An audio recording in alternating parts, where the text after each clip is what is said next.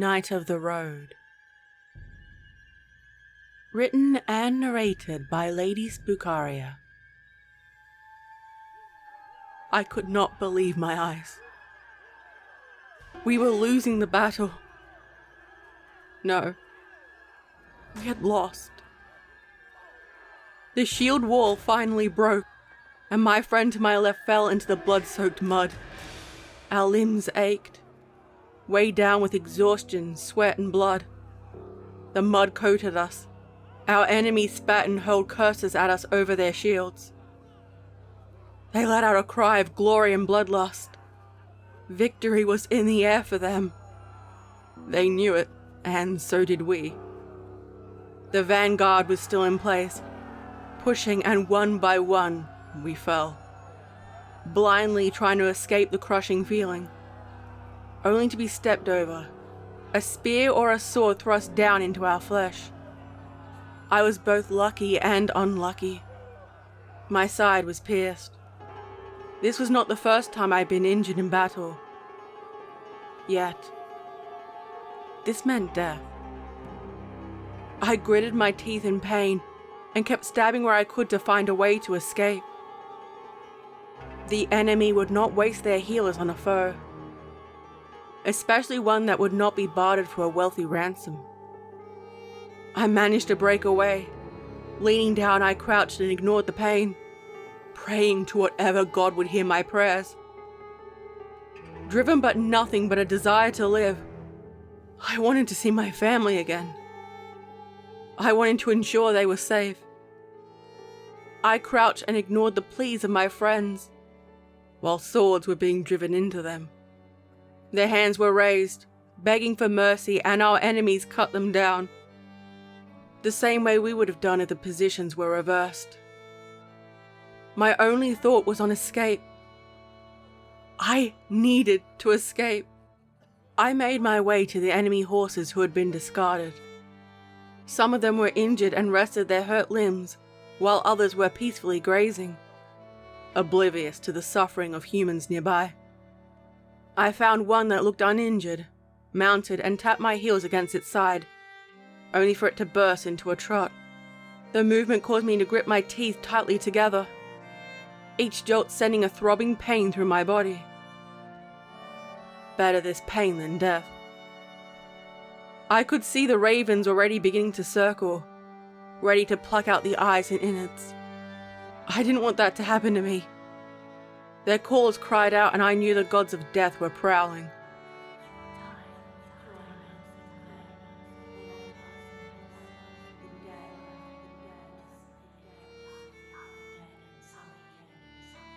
Embrace it, and to end my suffering.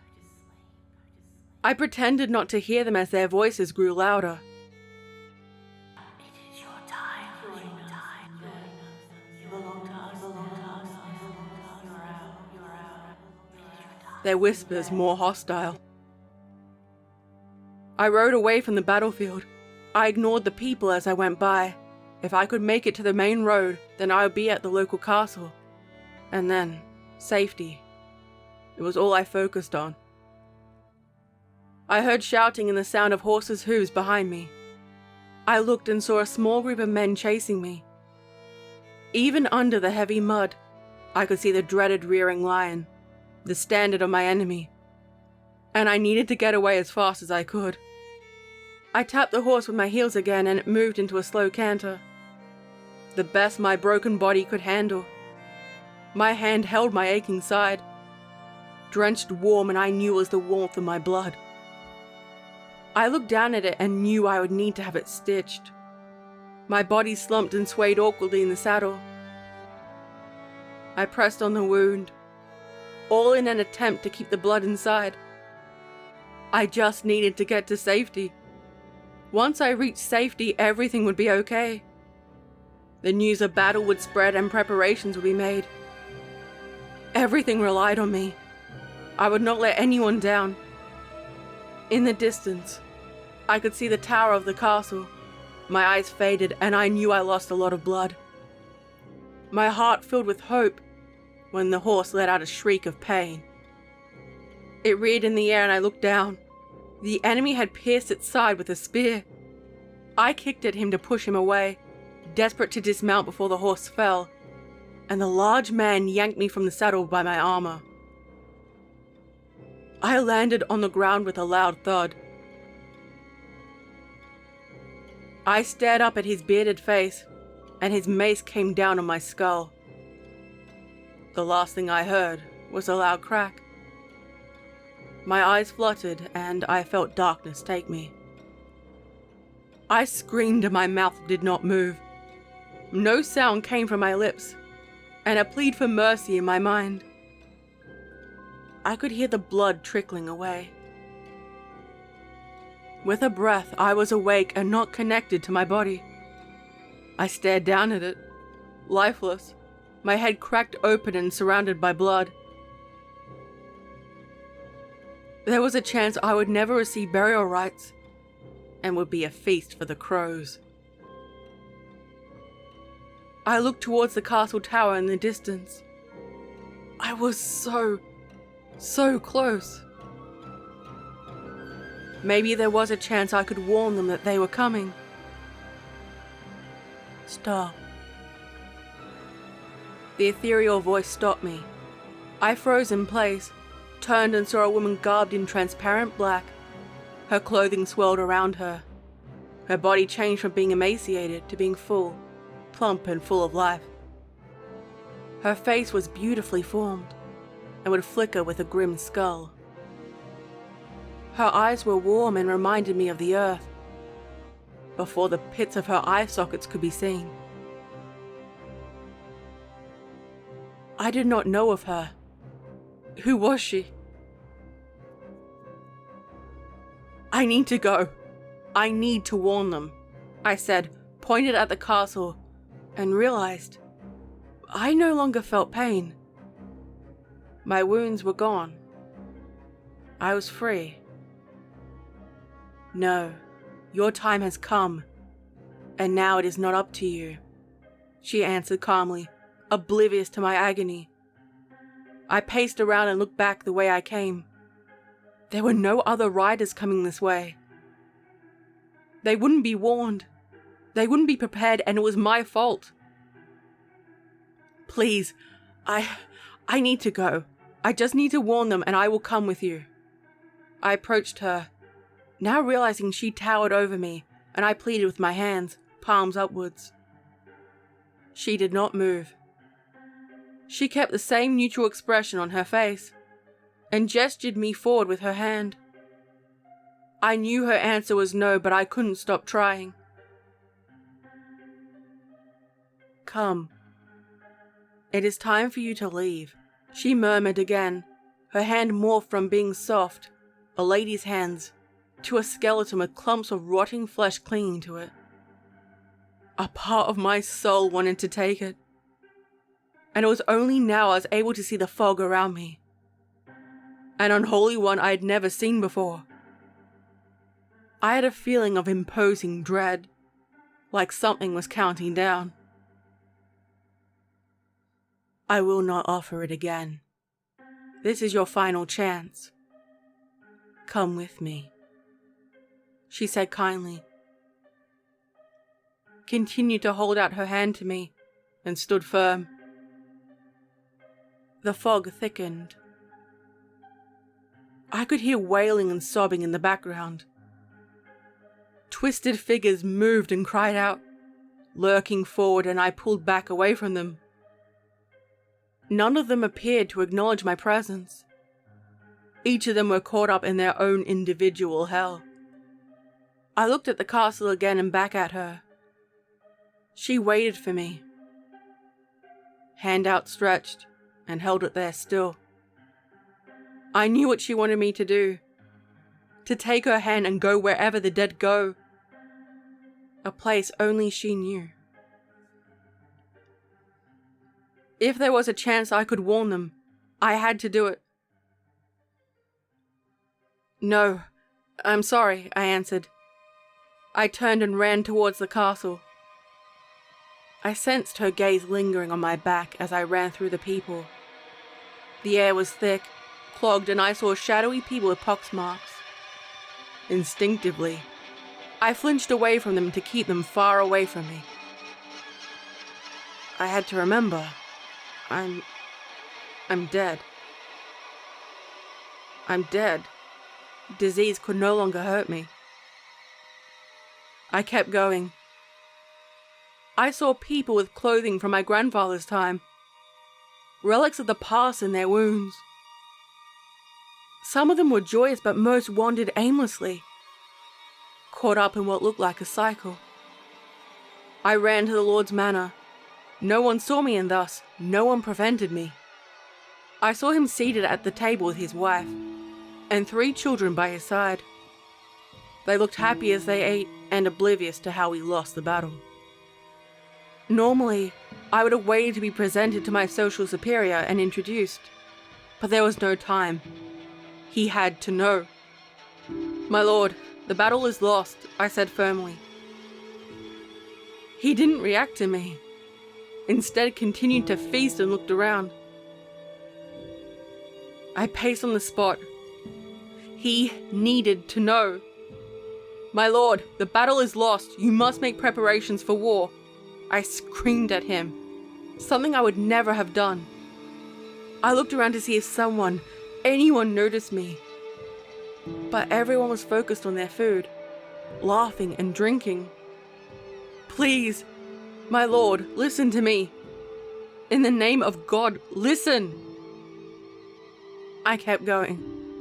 I cursed him, all in hopes they would hear me, and finally, I went to lift a goblet of wine from the table and throw it in his face. I couldn't lift it and let out a scream in anger. The peace I felt was leaving me. I felt an exhaustion I had never felt before. When I noticed, a small child watched me. She saw me. The youngest of my lord's daughter's eyes lingered on mine. It was not considered proper for me to speak to her in normal circumstances. I had no choice.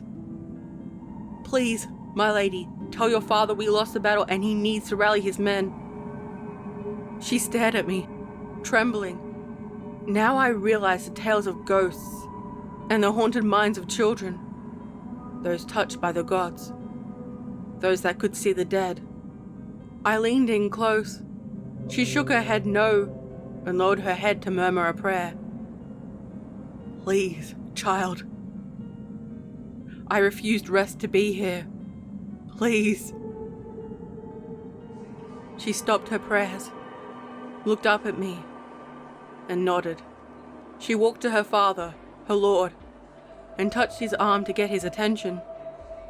My lord leaned down to listen to her, attentive to his children, and frowned in thought. Yes! I was excited. Something must be done now.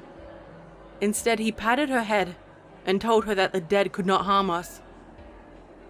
With all my might, I let out a scream and knocked a goblet over. If I was alive, it would have been thrown across the room. Yet this time, I only knocked it over. His daughter sobbed and my lord's gaze lingered on the spilled wine. The red matched the blood lost on the battlefield, and an omen for what was to come. "I promise. I will send a scout out to check. Dry your tears, child," he said, clicked his fingertips, and a maidservant took the child away. My lord kept his word and a scout was sent. I prayed he would get back in time. Still, I kept my honor and told them. Now, it was time for me to leave. I began to make my way out of the castle when I noticed the specters began to notice me. Their terrifying eyes watched and followed my steps. I was surely not like them. In the courtyard there was an old woman, a hag. She pointed her finger at me. With screeching laughter she cried at the heavens, and I hurried, never looking back, never wanting to see her again. The skeletal woman, the goddess of death, waited for me. The mist had become thicker. The trapped souls louder, and I could feel more eyes on me. Please. Please take me. I am ready. The warmth and flesh of her face was gone. All that remained were the eye sockets that stared down at me. This time, she felt different. I trembled in her presence. The skeleton hand was offered to me again, palm up. I wasted no time. My hand reached out to take hers, only to have her hand turn to ash between my fingertips. I screamed and watched as she disappeared. I was left with the dead who noticed me, saw me. Missed your chance. Missed your chance. Missed your chance. Missed your chance. A voice hissed at me from the shadows. Some laughed, some growled, some wailed at their own despair. I didn't know what I was supposed to do now, lost in a world beyond me. I gazed down at my corpse. Already it had been stripped of armor and all the valuable possessions I had. I looked like just another pauper who had been killed. There was nothing here anymore. I was stuck between the living and the dead. I didn't feel connection to either place. The scout that had been sent out was frantically galloping back, blood dripping from the horse's flanks and arrows protruding from its flanks. He rushed back towards the castle. In the distance, I could hear the sound of men marching and the dreaded war drums. I knew what was going to come. The enemy marched forward and I watched in horror. My lord did not prepare in time, and there was nothing but a slaughter again. The guards tried to defend, but they were no match. I listened to the haunting screams and watched as many were put to the sword. The looting and plunder of items and flesh had begun. The grim nature of war as soldiers sated their bloodlust. I could do nothing. I watched and waited. The other spirits were too busy going about their undead lives. There was a ghost of a child. A boy. He was leading survivors into a drainage system, saving their lives. I wandered through the bodies of the dead and the dying. Some of the new spirits reached out to me, but I did not care for their pain. I was numb. I took one look at the gatehouse of the castle. The lord, his wife, and all their children hung by their necks, as though they were low-born criminals. I had failed. I had failed. With my head hanging low, I went back to the road, trapped between worlds and forever forsaken. I would never find peace, and I knew it. I couldn't bear to be at the castle, and so would pace the road I'd spent my last moments. The world around me kept changing. Horses were replaced with strange devices. Clothing and language changed.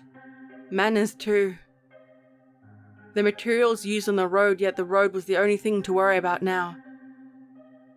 Sometimes, people would see me and try to communicate with me.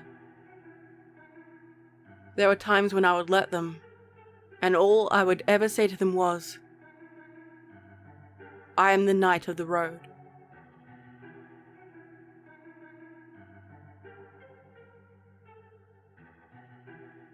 I hope you enjoyed this story and thank you for listening. I hope you enjoyed the first video of 2022. Check out some of my previous videos if you enjoyed this story. Don't forget to like, comment, share, and did I mention stab the like button? This video is made with the support of my incredible Patreons, channel members, and tippers. It is greatly appreciated. Links down below if you wish to sign up. Also, check out my social media links and my merch store. Stay safe, my little spooklings. And remember, I'll be watching you.